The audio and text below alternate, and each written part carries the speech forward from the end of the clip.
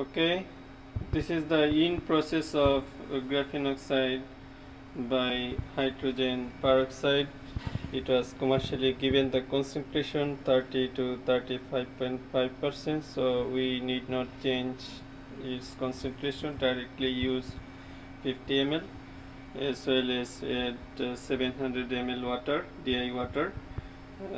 End of the process, its color is changed to brown.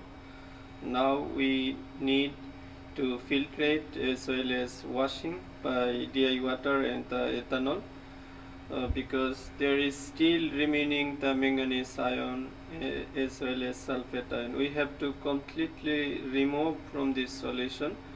Graphene oxide is composed by only carbon, hydrogen and the oxygen. So we have to remove the remnant.